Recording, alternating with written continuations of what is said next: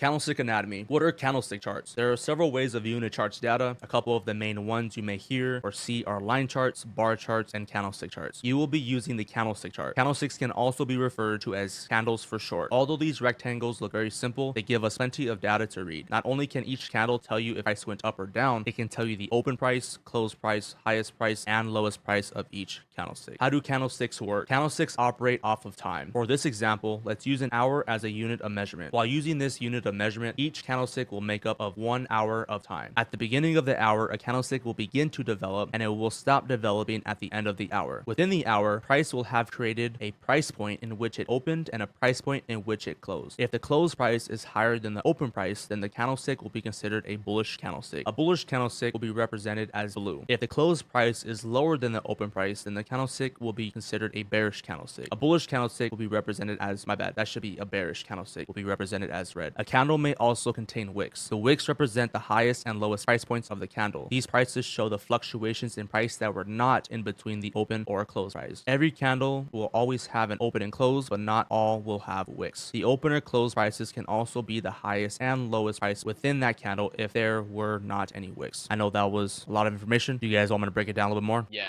Cool. So pretty much what I'm saying here is when it comes to candlesticks, you can either have a bullish candlestick or a bearish candlestick. A bullish candlestick represents price going up and a bearish candlestick represents price going down. In this case, when I'm talking about a candlestick, I'm referring to the 1 hour time frame. As some of you may know, there are multiple time frames you can choose from, but in this example, let's just stick to the 1 hour. So every hour of the day, a new candlestick begins to form, and by the end of the hour, it stops forming. And by the end of that hour, a new candlestick starts to form. So each of these candlesticks represents 1 hour, and within that hour, price either goes up or it either goes down. Technically, it could go sideways, but for this example, let's say with simple up and down. So when a candlestick begins to form, let's say at noon, that is going to be the open price. That's the price point in which price opened. And then by the end of the hour, that will be the close price. That'll be the price in which price closed, and then the new candlestick starts to form. So within that hour, if price opens up down here, let's look at the bullish candlestick at the bottom, the open price, and it closes up higher, it has to be a bullish candlestick because price overall went bullish. If price opens up here, and then by the end of the hour, price closes down here, price went downwards, which creates a bearish candlestick, which will be, in my colors, a red candlestick. Does that make sense so far? Yeah. Nazvin? Don't necessarily have to be red. It doesn't have to be red, no, but my colors are red, correct. You can change it to whatever color you want. Okay. All right. Yeah, so if your colors are white and black or blue and green, yeah, it'll be different for you. But since my colors are blue for bullish and red for bearish, it will be red for me. Could you repeat how you know about the close and open, even though just one more time for me? Yeah, I'll do that. And if I need to, I'll pull up a real chart because I can pull up something to show you guys. So what I'm okay, I'll pull that up too. So what I'm trying to say here is at the beginning of the hour, the candlestick starts to form. And by the end of the hour, the candlestick closes and it moves on to the new candlestick. So within that hour, when price starts to form, that is going to be the open price. By the end of the hour, when the candlestick is done forming, that will be the close price. And depending on the hour, depending how price moves within the hour, price could either go up or go down. So obviously if price opens up down here and by the end of the hour, it goes up here to create the close price, that is what creates bullish movement, that bullish or upward price increase, which in turn is a bullish candlestick. And the opposite is for the bearish. If at the beginning of the hour, price opens up here and by the end of the hour, price closes down here, it has to be bearish because price went down. Does that make sense so far or no? It's okay if it's a no. That kind of makes sense. Maybe. I'll show you a real chart. Yeah, I know for sure. I'll show you a real chart. So right now we're on the minute time frame. So each candlestick is going to be a minute's worth. So right now in 16 seconds, this candlestick will close. As of right now, it looks like the open price was down here and the close price is not yet to be determined because we still have 8 seconds. And the moment this closes, a new candlestick will begin to form. Closes, new candlestick was formed. So here, this is actually the close price. So if you notice now, this is the open price. Will price go down or will it go up? We'll give it a minute and see what happens. If it goes downwards, it's going to be red, bearish. If it goes upwards, it's going to be blue, bullish. So this is why I say you have to wait until the end of the hour. In this case, wait till the end of the minute to figure out what your close price is actually going to be. And I hope it doesn't close in the exact same spot because that'll be a terrible example. So you see there, so you actually had the open price here and the close price here. At one point it was bullish, but then it went bearish. So that's why you have to wait until the end of the minute for it to finish forming. And then now the new candlestick starts to form. This is your open price. As of right now, this could be the close price, but you still have 35 seconds or so until it closes. Now, is that helping you? Yeah, a little bit. I guess my only like question would probably wouldn't really make that much sense, but I think I got it based off of what you're saying now. Well, what's your question? Because once again, I'm trying to make it as The question would be like, how would like is there a definite way to tell if it's closed or open? Like say for instance how this one is little and the next one is real like just a long one and the next one is a literal one. I was like, Ye- is there a definitive way to know if what is going to happen next? But I don't. There's not, right? Yeah, there's no way to know definitively what's going to happen next. Obviously, Yeah, this is where we have probabilities and we have our edge, is what we would call it. yeah, But at the same time, you right. truly won't That's ever know because, like as you've seen in live time, this was looking bullish for a second, like it was blue, and then it went red all of a sudden, and that yeah, happened within a couple seconds. So you truly never know. You really do have to wait. In order for you to yeah. confirm that it is bullish or bearish, you truly do have to wait. Yeah, that's what I was like that wouldn't make any sense. That's why I was like I think I get it now, but I get the concept of it now. Yeah, thank you. Okay, cool. Just making sure. Like I said, any questions, I'll take them. There's no stupid questions. I do want to make it as simple as possible. So the ultimate goal would be for someone to read this and it's explained well enough where they wouldn't need a video. Of course, I'm sure videos will help, but I want to make sure all the information is written down all in one spot, you know? The next part of this are the wicks. So we talked about the open and close. Now you have these little sticks that come out the end of it. And what those wicks are, see if I can read it. The wicks represent the highest and lowest price points of the candle. These prices show the fluctuations in price that were not in between the open or close price. So what's happening here? So as of right now, we can see that price opened up right here. Let's see if we get a new one. This is the open. As of right now, price has not gone underneath this area. I'm hoping we can get a good example. And as of right now, price has not gone above this area. And there it goes. There's a good wick. Pretty much what it's saying is this is the open. Price got up here, but then it went back underneath. And this is where the close price is going to be. We'll wait a second to really see it. Cool. So if you guys remember, price opened here,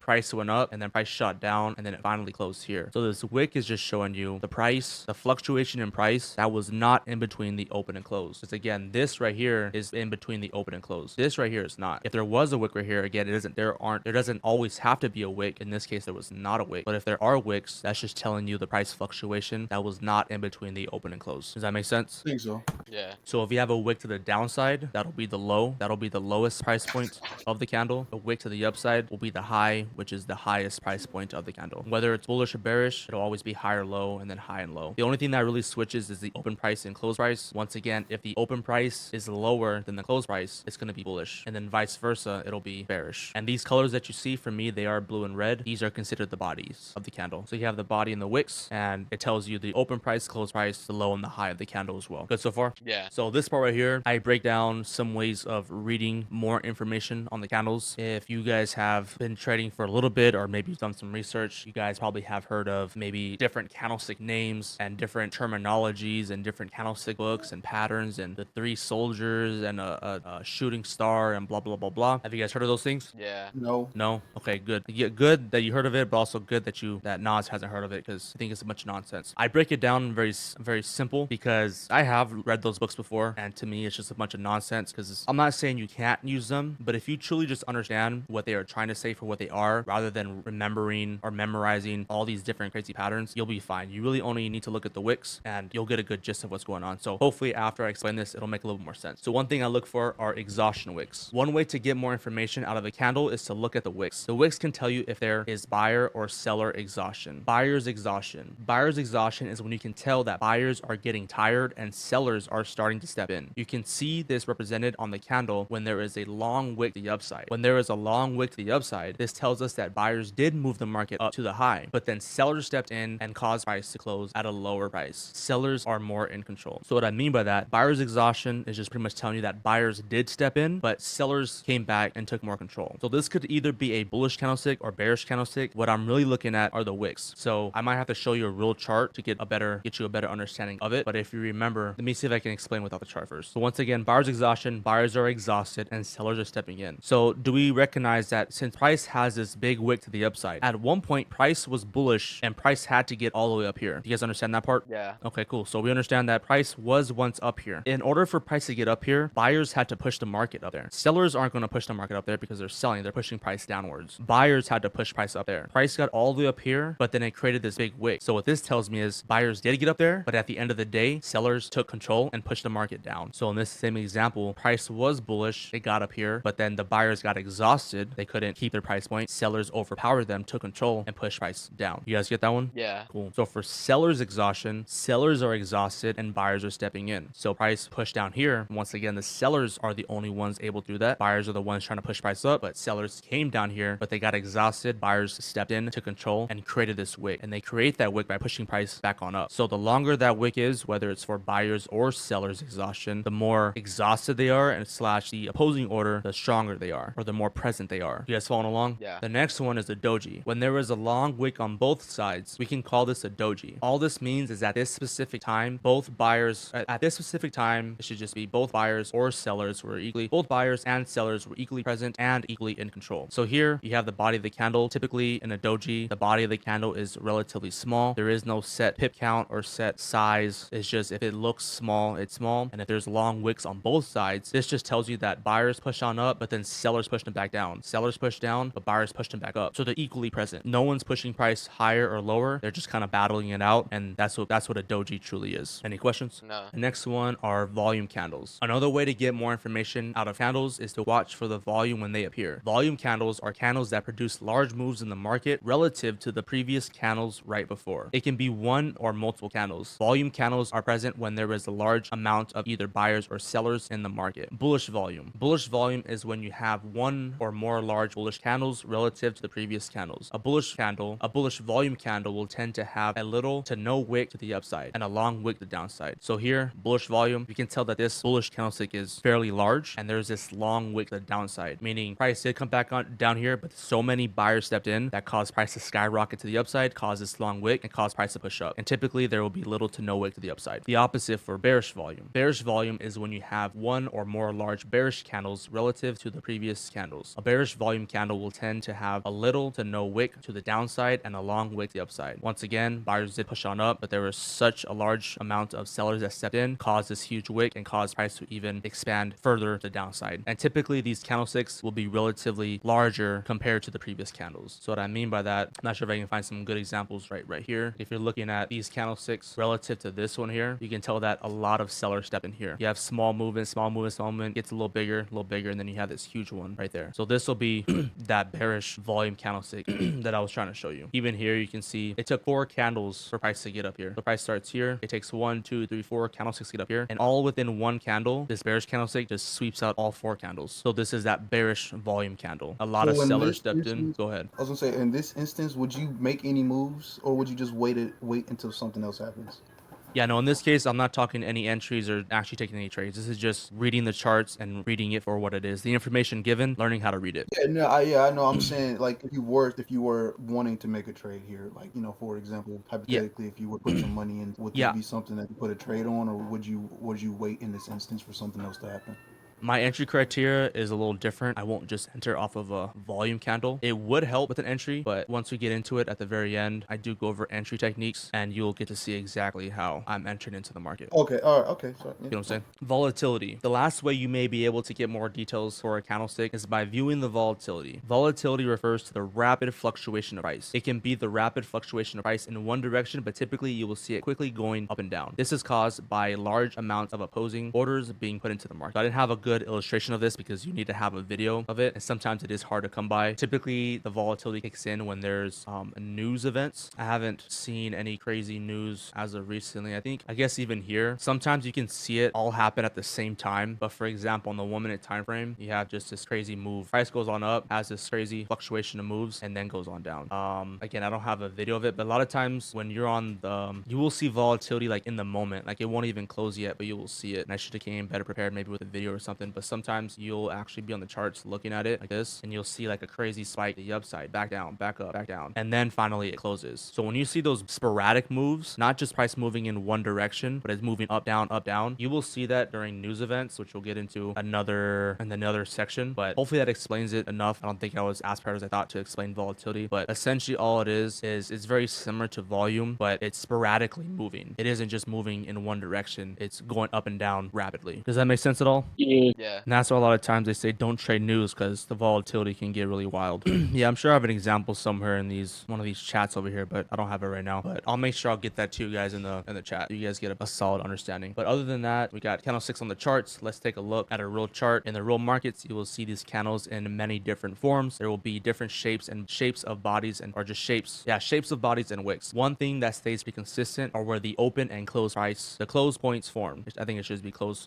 price points. The open and close price points form. Every candle's open will be in the same spot at which the previous candle closed. In rare cases, they will not line up exactly. This is considered a gap, which we will discuss later in the course. What I mean by the gap is usually on the chart, the open and close prices line up. And what I mean by that is if you notice, price opens here, right? Price opened there, and then it closed here. And the moment it closed, the new candlestick opened right at that exact same price point. And then when it closed up here, the next candlestick opened up at that exact same price point. When this one closed, the next candlestick opened up at the exact same price point. When this one closed, the next candlestick, same thing, opened up at the exact same price point. So that's typically how it goes. Sometimes when there is a gap, when these don't align, that's a whole different concept that we'll talk about in another section. Does that make sense? Yeah. Yep. And I thought I had one more thing to say about this. I think the only thing I was going to say about this is that's really all it is to reading candlesticks. You can read these books about all these patterns and things like that. At the end of the day, if I'm looking up shooting star. So this right here, what they consider a shooting star. To me, all this is telling me is that buyer stepped in, got exhausted, and then seller stepped in and took